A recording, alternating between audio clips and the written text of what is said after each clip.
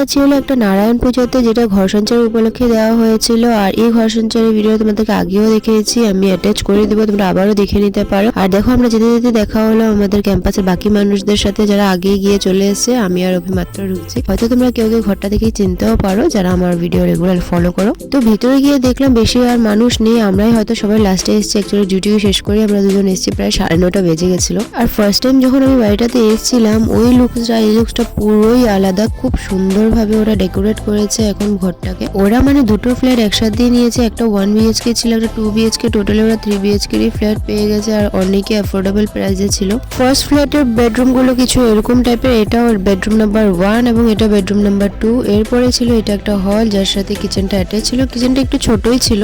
এরপরে দেখাচ্ছিল তোমাদেরকে সেকেন্ড ফ্ল্যাটটা, যেটা এর ফ্ল্যাটের পাশাপাশিই ছিল। এর রুমটা কিন্তু অনেকই বেশি বড়। অ্যাকচুয়ালি এটা 1 BHK ছিল, যেটা ওরা কিচেনের পোর্শনটা ভেঙে আরো একটু বড় করেছে, আরো একটু স্পেশিয়াস লাগছে তার জন্য দেখতে। দেন বসে বসে আমরা খেলাম হলো নারায়ণ পূজার সিন্নি। এরপর অনেকক্ষণ আমরা গল্প টল্প করে বসে গেলাম হলো খাবার টেবিলে, যেখানে ছিল খিচুড়ি, লাবড়া, কুমড়ো ভাজিও ছিল, যেটা আমি ভিডিও করতে একদমই ভুলে গেছি। আর প্রসাদ কিন্তু সব ঠাকুরেরই খেতে অনেকে বেশি ভালো লাগে, প্রসাদ বললেই কথা। আর খিচুড়ি তো আমাদের অলওয়েজ ফেভারিট। এরপর পাতে চলে আসলো পাঁপড় ভাজা এবং পোলাও। ওরা এটাকে ভুনা খিচুড়িও বলছিল, সেটাও কিন্তু খেতে অনেকে বেশি ভালো ছিল।